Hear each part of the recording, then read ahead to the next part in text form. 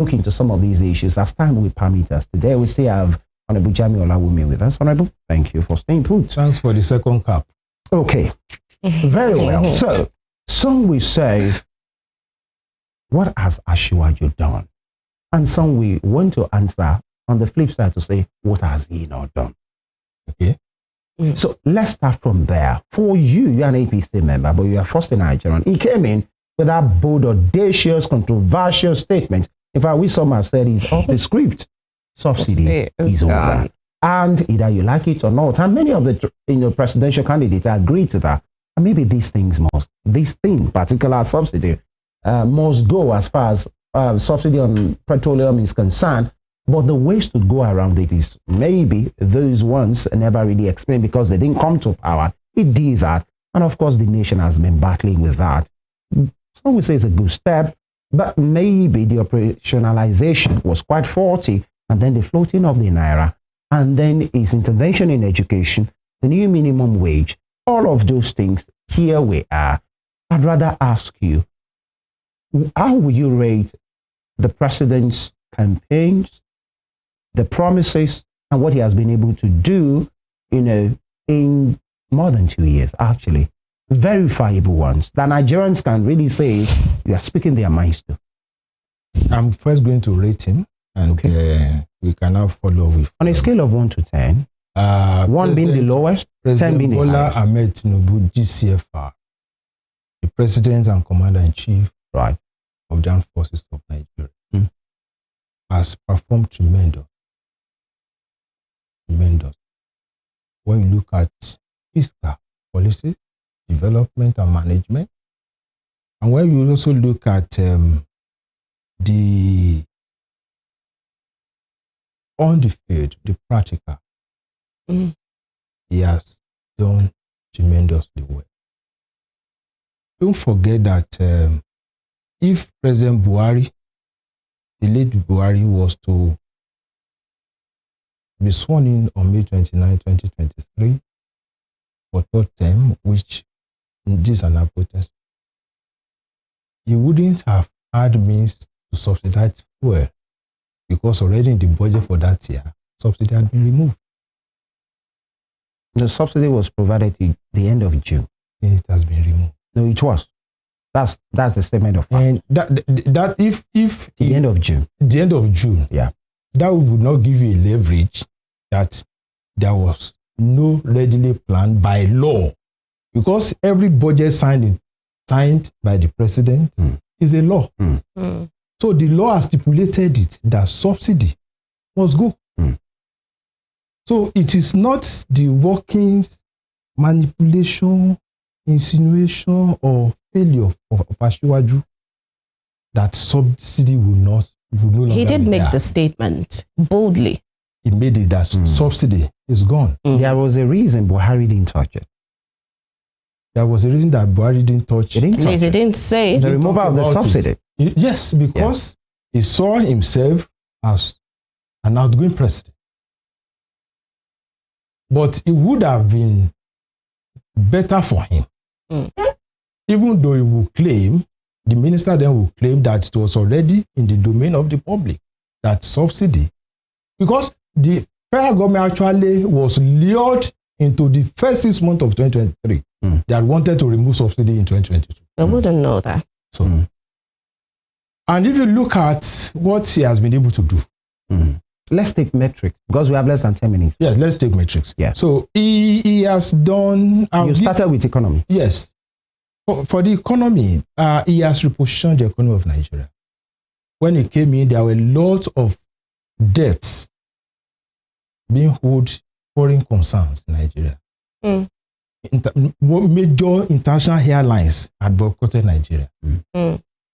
It was his government that defrayed the debt, going to about $24 billion. That's why you can have Lufthansa, KLM, all those back in Nigeria. So that's an achievement. In payment He himself has incurred debt. Yes. Payment of debt to airlines. Because your country has become a pariah nation. Under the APC. Yes. Under the administration of the past of the late president. Of the APC. does not matter. No, he's of the APC. Yes, it does. That cannot give you a meat ticket. Yeah, but it's of the APC. That your argument will not give you a No, it's not an argument. It's a statement of fact. Yes. Okay, go ahead, sir. So if he has been able to defray close to $24 billion,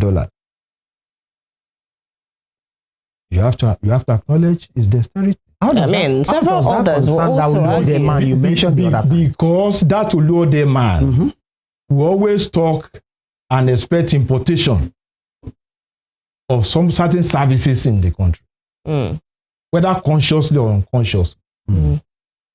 So it is a way to go. Or you want to say that by the time they started, the people would have started to impound your air buses, that a responsible government would defray international debt. Fiscal again, he came to meet the external reserve at $8 billion.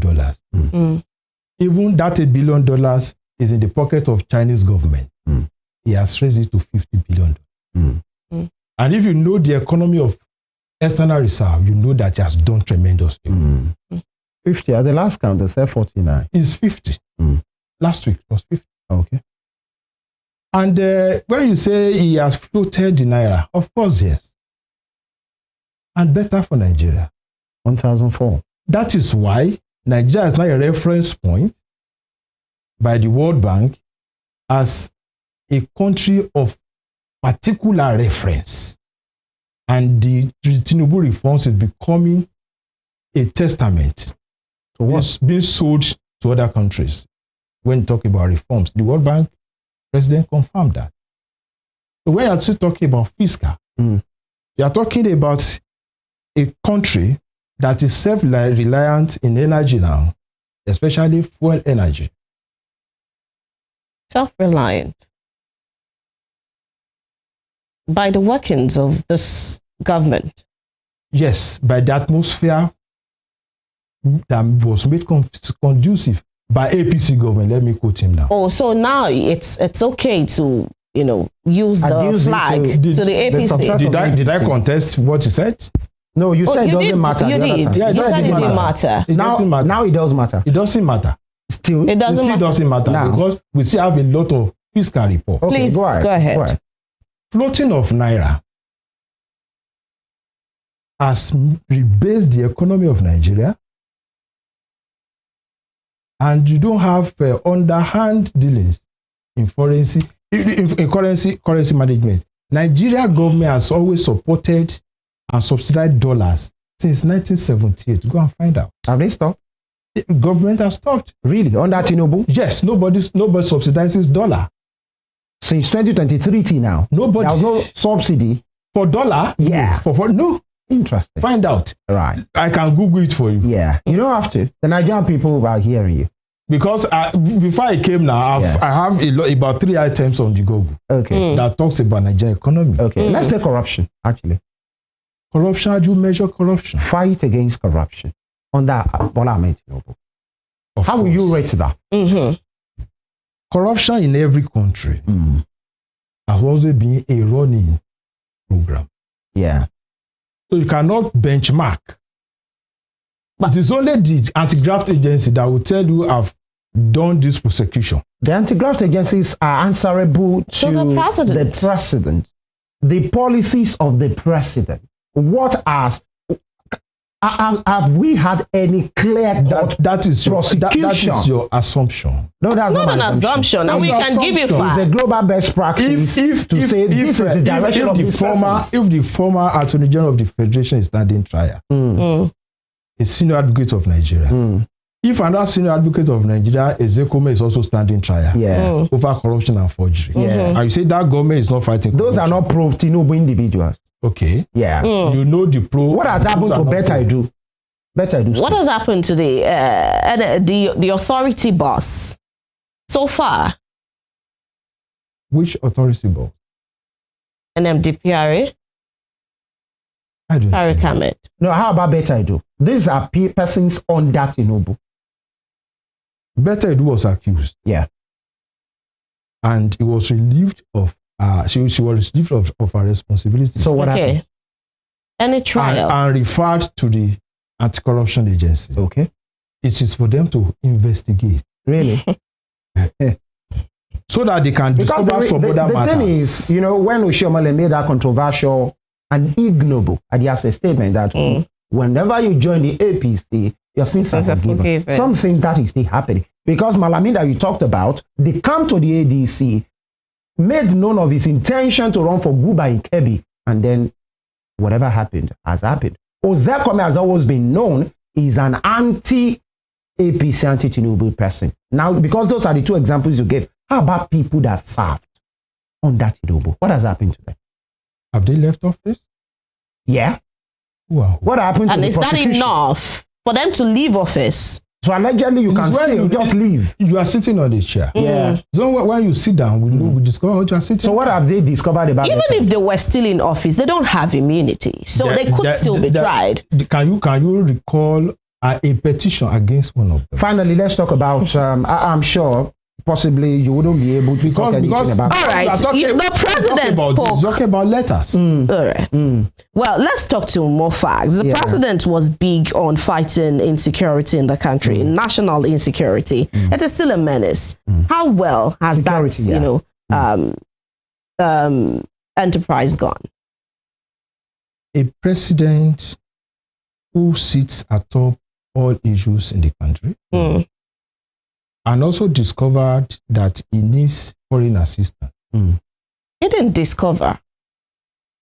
I mean, the president was really quiet on some of these matters until the American president waded into the matter. And that was when he began to give statements. I will tell President Donald Trump said they did it in consonance with the discussion with Nigerian president. Oh, the president and the presidency that gives it to him. Did talk against, they did say they did not need any intervention. Who said that? They did say. You can Google it. No, Google. Presidency did say. You Google it. You're the one who wanted to. Honorable, they did say they didn't want of Nigeria, and that Nigeria was well enough to take care of itself. It's normal. People across the diverse segment in Nigeria were talking about come or not come. Their sovereignty, we can waive it. People were talking about the understanding of what it was going to be. People talked about along religious lines. People talked along cultural lines.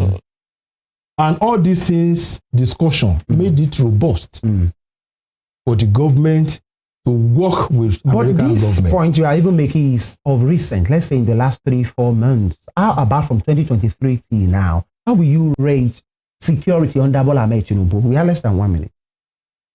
I'll give you an example, and that will from Yelwata to Kebbi to Kaduna. That will be enough. I thank you mentioned Kaduna. Before Tinubu came on board, you dare not travel from Kaduna to Mina along Beningwai Road. Today, commercial buses are flying. You can travel now. Yeah. How about in Yelwata? How about in Kwara State?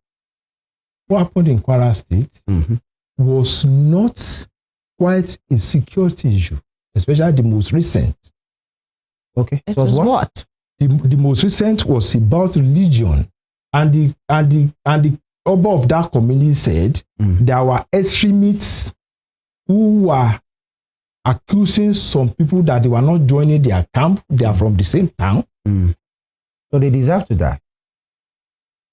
So that was a religious matter. And it's still not security. It's security. So it should be explained. It's a religious matter. Honorable, are you alluding to or conceding now to what the American president said, that there is religious genocide? But that is Muslim and Muslim, not Muslim and Christian. But is there religious genocide? That's also punctures the argument that the genocide was against Christians. Hold on, sir. Are you saying whatever happened in Kwara is a religious thing, so it explains it? It also explains it. Oh, so I was giving you examples. You brought it up. How has he performed? We are totally out of time. He has performed well. In security? Yes. 1 to 10, how will you rate? I'll give him 6. 6. Well, there are still people who have their children, their wards, teachers, in kidnappers then. In other countries of the world, even the US, what happened recently in the UK. But we see them being on top of the matter. Would you say the president is really on top of the matter here? How are they on top of the matter? They cannot be on top of the matter of event that has taken place. You know, whenever we come somebody has been killed, Honorable. and you now say because they are maybe they're on top of the matter. As we go, they would have prevented the killing. I think it will always be insensitive for us to say. Let me give you. Hold on, sir. No, we are totally off the time. Okay. What I'm saying is this: it will always sound insensitive to victims of violence and killings in Nigeria. Whenever we try to explain it away, to say because it's happening in the US, so it can happen in Nigeria. So because it's happening in the UK, because that has been your benchmark. No, I never have any benchmark. No, it's a benchmark of Nigerians.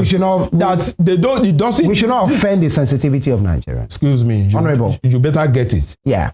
Let me tell you, issue of security.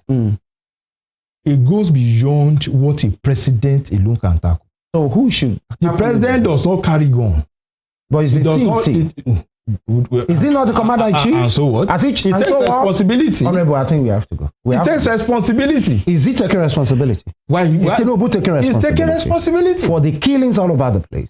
If he's not taking responsibility, he will not be changing the service chiefs. Honorable Jami Olawumi, special advisor. Don't forget that service chiefs under Buhari were there for 6 years. All right. He has changed service chiefs twice. All right. Does that not speak to incompetence? Special advisor to the former governor it's on top of Boyega Itola on education, and of course an Osun APC chieftain. Thank you for your time, sir. It's always a pleasure speaking with you. Thank you. All right, and talk where we have to go. All right, thank you very much, dear viewer. It's been a robust conversation. We hope to keep having conversations around this, as time goes on. My name is Temito Peajijola. Thank you for joining us for the second installment today. Join us tomorrow. All right, Femi Ojo is my name. It's good to be back. Yes. We'll see you tomorrow. God willing, enjoy the rest of your day. And please be safe. God bless Nigeria.